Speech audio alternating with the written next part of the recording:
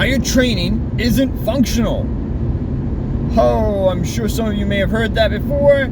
If you had, stick around. If you're someone who believes that you have to train functionally all the time, whatever that's supposed to mean, stick around. We're going to talk about functional training. It's a fun little word that was advertised and marketed for some specific types of movements and exercises.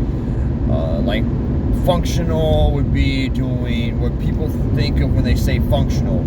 It's doing like squats, doing some form of overhead pressing movement, like doing pull-ups, doing like, okay, you can do calisthenic exercises, CrossFit type training, very training that like strongman type training, Olympic lifting type training, those kind of training. And if you're functionally training, you're more than likely going to avoid at all cost machines. Really, honestly, you're not really doing any barbell bench press. Those kinds of things you're going to stay away from. Well, yeah, it's just a marketing scheme.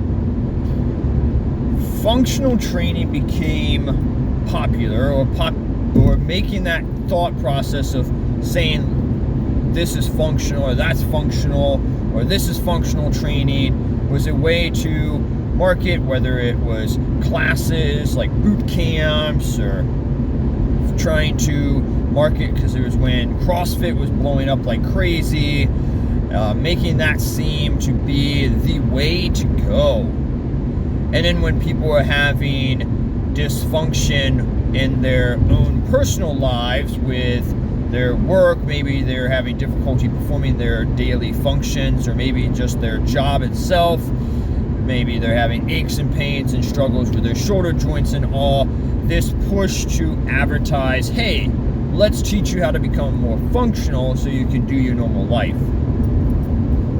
Great advertisement, great marketing. Hey, it got people into fitness who weren't into fitness before.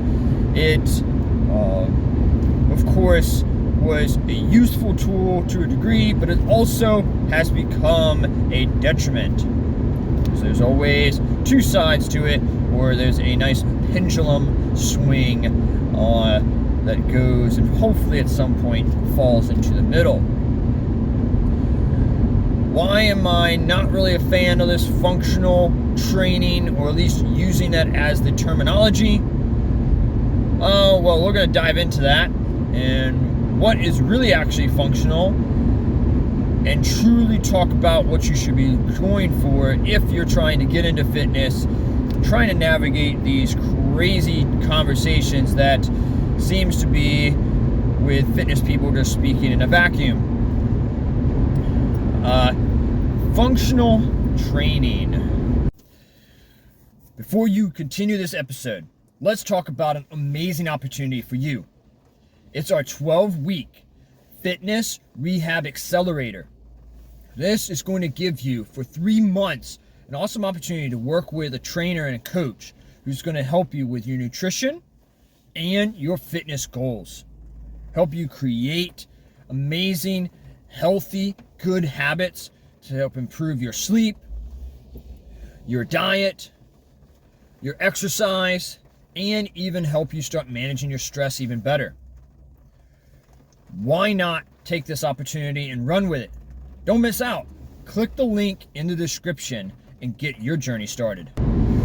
Honestly, anything that you do strength training wise can be considered functional. You don't have to do specific movements to be considered functional, because you are moving, for one. 2, the goal is to strengthen specific musculature across the whole body, of course, right?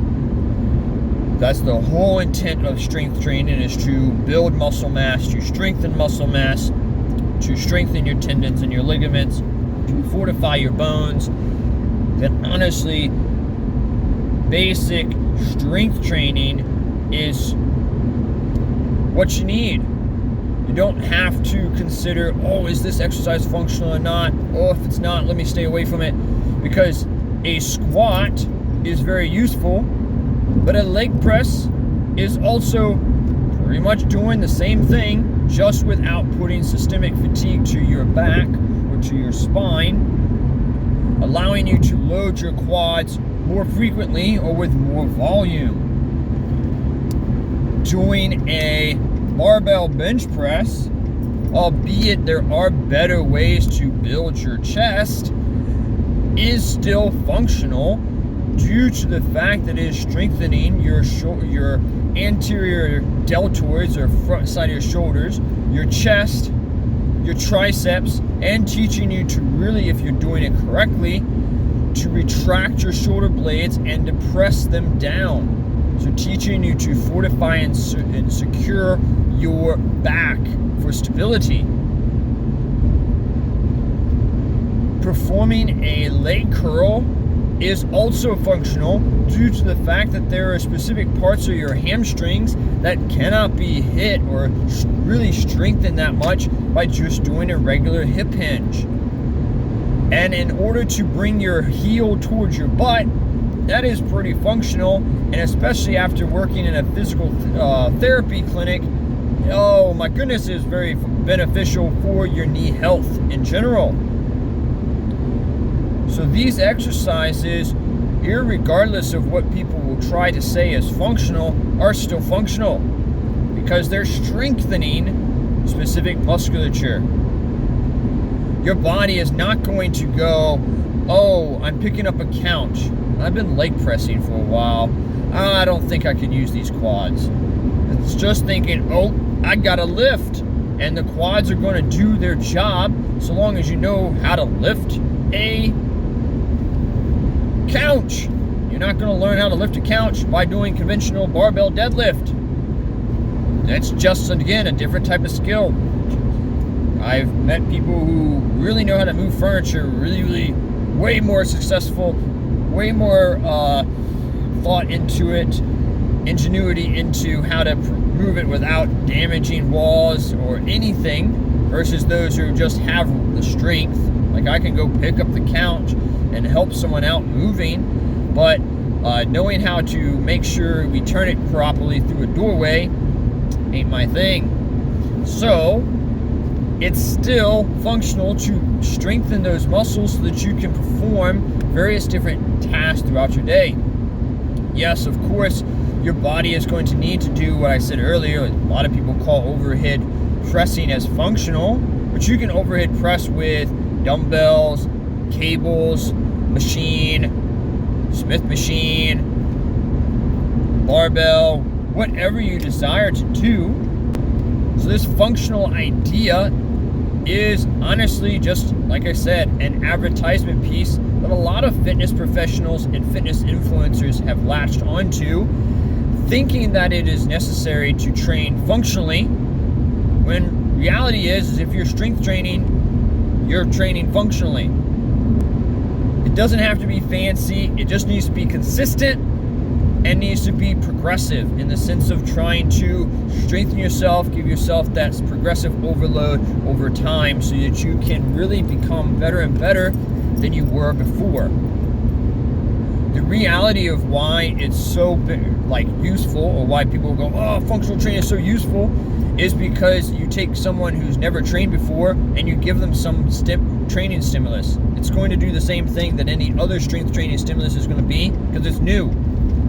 Yes, you could be more efficient and productive by doing certain ways, but again, like I said, if you're just trying to get into it, trying to be consistent, trying to just get in and train is going to optimize yourself better than you were before. So just go strength train. So until next time, try out some functional training by strength training.